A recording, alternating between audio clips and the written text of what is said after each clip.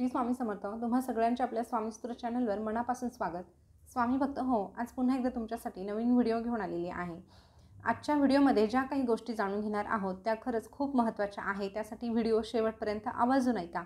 नक्कीच जर तुम्हाला त्या संबंधी काही बोलायचं असेल तर ते तुम्ही कमेंट करून नक्की विचारू शकतात, पण व्हिडिओ महत्त्वाचा आहे, कुठेही स्किप करू नका. तर चला सुरुवात करूया.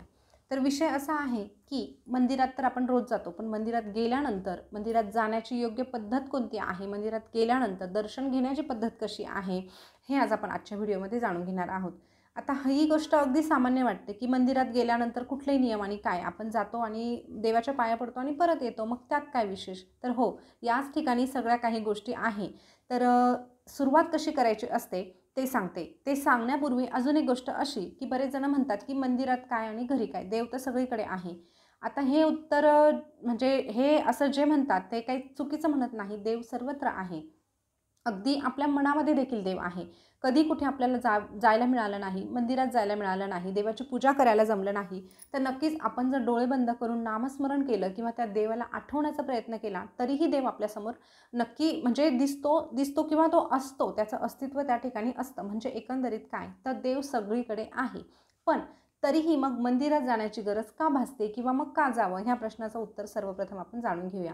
तर हे बघा, जसं आपलं घर आहे, आता आपण घरामध्ये पूजापाठ करतो, पण आपल्या घरामध्ये फक्त सकारात्मकता असते का, तर नाही. घरामध्ये नकारात्मकता देखील असते. ती कशी ते पहा. कधी कधी घरामध्ये वादविवाद झालेले असतात किंवा काही गोष्टींमुळे आपल्याला फार टेन्शन असतं, त्यामुळे आपलं सगळं लक्ष त्या तिथल्या देवाकडे लागत नाही. देवासमोर आपण शरीराने बसतो, परंतु आपलं मन मात्र कधीतरी कुठेतरी भटकत असतं आणि खऱ्या अर्थाने आपण त्या देवाशी एकरूप होऊ शकत नाही. या व्यतिरिक्त घरामध्ये आता समजा आपण काहीतरी वाचन करत आहोत, मग घरामध्ये दुसरे काही म्हणजे आवाज येत असतात, मुलं असतात तर मुलं खेळत असतात किंवा अजून दुसरं काही चालू असतं, त्यामुळे कुठेतरी आपलं माइंड डिस्टर्ब होत असतं. या व्यतिरिक्त जर आपण मंदिरात गेलो तर मग फायदा काय होतो, तर मंदिर हे असं एक ठिकाण आहे जिथे नकारात्मकता प्रवेशच करत नाही. एक वेळेस आपल्या घरामध्ये काय, पण आपल्या मनामध्ये देखील नकारात्मकता येऊ शकते, पण मंदिर ही अशी जागा आहे जिथे जो कोणी व्यक्ती नकारात्मकता घेऊन येतो ती नकारात्मकता तिथल्या तिथे दारावरच थांबते, मध्ये ती प्रवेश करत नाही. त्यामुळे मंदिराला खूप असं महत्त्वाचं स्थान दिलेलं आहे. आणि जेव्हा आपण या मंदिरात जाऊन देवाशी एकरूप होण्याचा प्रयत्न करतो तेव्हा 100% आपण त्या देवाशी एकरूप होत असतो. आणि घरात जर देव असतील तर मग आपल्याला काही कष्टच नाही, पण जर मंदिराकडे जायचं असेल तर आपण चालत जातो किंवा थोडं दूर असेल तर आपण गाडीवर का होईना पण जातो, पण एक वेगळा वेळ देवासाठी काढत असतो आणि ते फक्त देवासाठी तो वेळ ठरवलेला असतो आणि म्हणून मंदिरात जाणं गरजेचं असतं. त्यामुळे जर तुम्हाला रोज शक्य नसेल तर कमीत कमी गुरुवारी का होईना पण स्वामींच्या मठात, दत्त महाराजांच्या मंदिरात, जे कोणतं मंदिर तुमच्याजवळ असेल तिथे आवर्जून जावं. जसं की मग गुरुवारी नाही शक्य तर मंगळवारच्या दिवशी देवीच्या मंदिरात जावं. आता बऱ्याच जणांची सवय असते, वेगवेगळ्या वारी वेगवेगळ्या देवांना जात असतात, पण नक्कीच त्यामध्येही काही चुकीचं नाही, कारण सगळे देव हे एकच आहे. तर नक्कीच आता पुढच्या गोष्टींची आपण सुरुवात करूया. तर आता जेव्हा आपण मंदिरात जातो तेव्हा ती पद्धत काय आहे ते सांगते. आता सर्वप्रथम तर मंदिरात जाताना कधीही रिकाम्या हाती जाऊ नये. रिकाम्या हाती म्हणजे काय, तर थोडीफार फुलं किंवा मग एखादं श्रीफळ किंवा जर नाहीच काही घेऊन जाणं शक्य तर मग तुम्ही त्या ठिकाणी दक्षिणा तरी ठेवायची असते. ही एक गोष्ट तुम्ही म्हणजे लक्षात घ्या. कसं आहे ना, आपण म्हणतो देव काही कशाचा भुकेला नाही, देवाला काहीही लागत नाही, म्हणून आपण रिकाम्या हाती जातो. अगदी सगळेच असं करतात असं नाही, पण एक प्रकारे आपण देवाला गृहीत धरतो. पण असं कधीही करू नये, कारण आपण जेव्हा आपल्या दुसऱ्यांच्या नातेवाईकांच्या पाहुण्यांच्या घरी जातो ना, तेव्हा काहीतरी घेऊन जातो. म्हणजे ज्याच्या घरी जातो त्यालाही समाधान मिळतं आणि जो जातो त्यालाही समाधान मिळतं. आणि म्हणून देवाच्या मंदिरात जाताना देखील आपल्याला काहीतरी घेऊन जायचं आहे. फुलं म्हणा, नारळ म्हणा, जे काही असेल ते. त्यानंतर मंदिरात प्रवेश करण्या अगोदर आपल्याला एक काम करायचं आहे, ते असं की मंदिराच्या वरती जो कळस असतो ना, सर्वप्रथम त्याला नमस्कार करायचा आहे. कळसाला पहिले नमस्कार करायचा. आता कळसाला नमस्कार केल्यानंतर मग मंदिराच्या बाहेर ज्या पायऱ्या असतात त्या पायऱ्यांना नमस्कार करायचा असतो. आता हे बघा, काही ठिकाणी आता म्हणजे 99% मंदिरांना कळस हा असतोच, पण काही ठिकाणी जर नसेल तर मग झेंडा तरी लावलेला असतो बघा, एक असा नारंगी रंगाचा झेंडा वगैरे लावलेला असतो. तर तुम्हाला वरती त्या टोकाला बघायचं आहे आणि मग दर्शन घ्यायचं, मग पायरीला नमस्कार करायचा आणि मग आत प्रवेश करायचा. आता आत प्रवेश केल्यानंतर कधीही सरळ मंदिरात जाऊ नये. आता समजा कुठल्याही देवाचं मंदिर घ्या. आता सर्वप्रथम आपण स्वामींचं केंद्र घेऊया. तुम्ही स्वामींच्या केंद्रात गेलात किंवा मठात गेलात तर तिथे तुम्हाला स्वामींपर्यंत पोहोचण्याच्या अगोदर एक काम करायचं आहे. आता पायरीपर्यंत पोहोचण्याच्या आधीही एक काम करायचं आहे. ते कसं, तर मंदिरांची एक म्हणजे बऱ्याच ठिकाणची पद्धत अशीच आहे की आपण हातपाय धुतो आणि मग पुढे जातो. तर जेव्हा आपण हातपाय धुतो त्यानंतर कळसाकडे बघायचं, त्यानंतर औदुंबराजवळ जायचं, औदुंबराला प्रदक्षिणा घालायच्या आणि मग पुढे स्वामींकडे जायचं. जर तुम्ही तसेच टाळून गेले औदुंबराला, असं म्हटलं की नाही आज वेळच नाही, जाऊ द्या, फक्त स्वामींना नमस्कार करू, स्वामींना मुजरा करू, तर नाही चालणार. तुम्हाला औदुंबराला कमीत कमी 3 प्रदक्षिणा घालायच्याच आहे आणि मग तुम्हाला पुढे जायचं आहे. आता अशा पद्धतीने आपल्याला मंदिरात जायचं असतं. आता काही मंदिरांमध्ये कासव ठेवलेलं असतं, तर सर्वप्रथम कासवाला नमस्कार करायचा आणि मग पुढे जायचं. या व्यतिरिक्त जर तुम्ही शंकरांच्या मंदिरात गेलात किंवा देवीच्या मंदिरात गेलात, तर देवीच्या मंदिरात सिंह ठेवलेला असतो बाहेर बघा, तर तिथे आपल्याला नमस्कार करायचा. गणपतीच्या मंदिरात उंदीर असतो किंवा मग महादेवाच्या मंदिरामध्ये नंदी ठेवलेला असतो, तिथे नमस्कार करून आणि मग पुढे जायचं आहे. ही गोष्ट कधीही विसरता कामा नये. त्यांना कधीही गृहीत धरायचं नाही, कारण त्यांना नमस्कार केला तरच देव आपला म्हणजे नमस्कार स्वीकारत असतात. आता या सगळ्या गोष्टी तुमच्या लक्षात आल्या असतील तर पुढे काय करायचं ते सांगते. आता समजा तुम्ही स्वामींच्या मठामध्ये गेला, स्वामींच्या केंद्रात गेला, स्वामींचा मोठा फोटो असतो, आपण काय करतो, लगेच हात जोडतो, लगेच स्वामींच्या अगदी डोळ्यात डोळे घालून बघतो अगदी विश्वासाने की मी तुमचा भक्त आणि तुम्ही माझे गुरु, आणि लगेच जे काही आहे ते आपण पटकन सांगायला सुरुवात करतो. पण हे असं कधीही करायचं नाही. सर्वप्रथम स्वामींसमोर हात जोडून उभं राहायचं, थोडंसं वाकायचं आहे. थोडंसं आपण वाकायचं म्हणजे का, तर नम्रता दाखवायची आहे, कारण ते आपले गुरु आहे आणि आपण त्यांचे शिष्य आहोत. त्यामुळे थोडंसं नम्रतेने आपल्याला त्या ठिकाणी उभं राहायचं आहे. गेल्या गेल्या कधीही स्वामींच्या डोळ्यात डोळे घालून बघायचं नाही, स्वामींच्या चेहऱ्याकडे बघायचं नाही, तर सर्वप्रथम स्वामींच्या चरणांकडे म्हणजे बघायचं आहे. सर्वप्रथम चरणांशी लीन व्हायचं आहे. जो चरणांशी लीन होतो त्याला हृदयात स्थान मिळत असं म्हटलं जातं. त्यासाठी एक छोटंसं उदाहरण देते, अजिबात तुमचा वेळ घेणार नाही. बघा, जेव्हा महाभारत होणार असतं ना, जेव्हा युद्ध सुरू होणार असतं, तेव्हा अर्जुन आणि दुर्योधन या दोघांचाही एकच प्रश्न असतो की कृष्ण माझ्या बाजूने हवा. म्हणजे दोघांनाही असं वाटतं की श्रीकृष्ण माझ्या बाजूनेच उभा राहायला हवा, आणि म्हणून श्रीकृष्णाला तयार करण्यासाठी ते दोघंही तिथे जातात. आता सुरुवातीला दुर्योधन जातो तेव्हा श्रीकृष्ण झोपलेले असतात.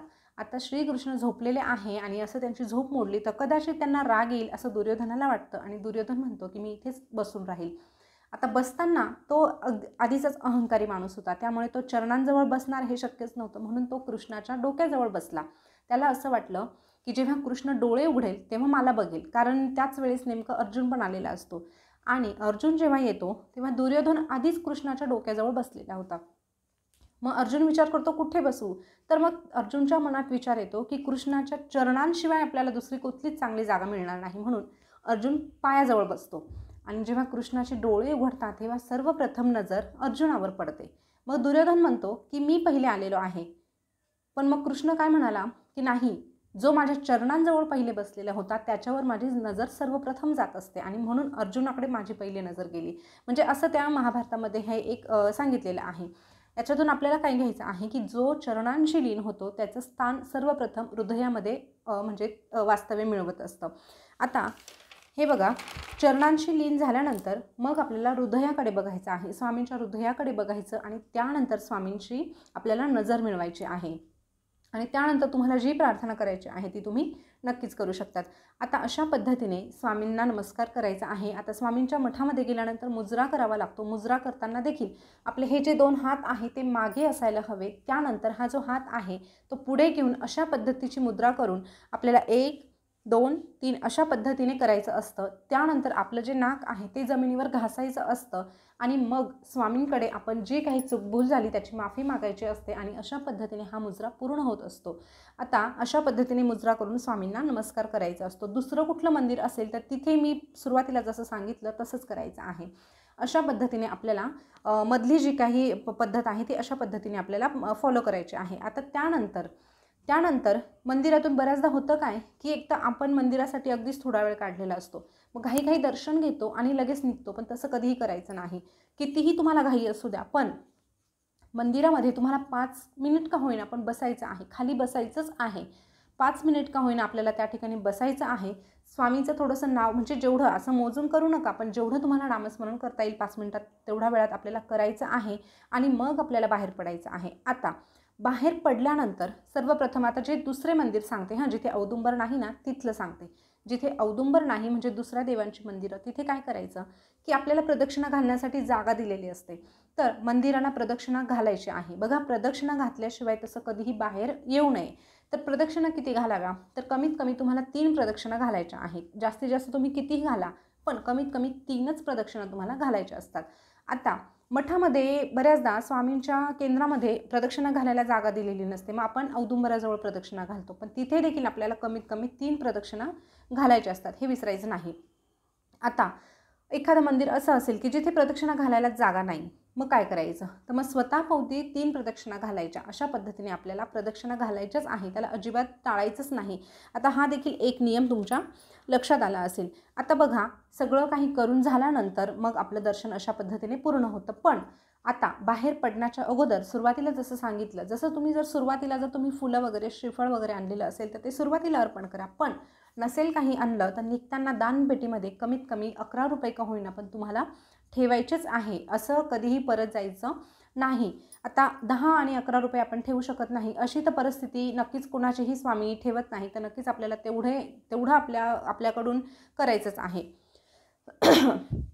आता अशा पद्धतीने आपल्याला म्हणजे ही सगळी काही मंदिरात जाण्याची जी प्रोसेस आहे अशा पद्धतीने पूर्ण करायची असते. आता बाहेर पडताना काय करायचं, 1-2 पावलं का होईना अशा पद्धतीने माघारी जायचं, आपला चेहरा देवाकडे करायचा, अगदीच लगेच पाठ फिरवायची नाही. त्यानंतर ज्या पुरुषांना टोपी घालण्याची सवय आहे अशा पुरुषांनी टोपी मंदिरात गेल्यानंतर आपल्याला काढून ठेवायची आहे. हा एक नियम लक्षात घ्यायचा आहे. त्यानंतर मंदिरामध्ये समजा आपल्याला कोणीतरी ओळखीचं भेटलं जे आपल्यापेक्षा मोठं आहे, तर नक्कीच आपण काय करतो, आपली संस्कृतीच आहे, आपल्यापेक्षा कोणी मोठं भेटलं की लगेच आपण त्याला नमस्कार करतो. आता तुमच्या कितीही म्हणजे घरातली मोठी व्यक्ती असू द्या, पण तुम्ही अशा प्रकारे तिला मंदिरामध्ये स्वामींसमोर नमस्कार करायचा नाही. भलेही त्या व्यक्तीला काहीही वाटो, पण त्या मंदिरामध्ये तुम्ही आणि ती व्यक्ती दोघंही स्वामींसमोर सारखेच आहात आणि स्वामींपेक्षा इथे कोणीही मोठं नाही. त्यामुळे स्वामींसमोर तुम्ही त्या व्यक्तीला नमस्कार करायचा नाही. हवं तर तुम्ही नंतर त्यांच्या घरी जा, त्यांना जो काही मानपान द्यायचं तो द्या, पण मंदिरामध्ये नाही, अजिबात ही चूक करायची नाही.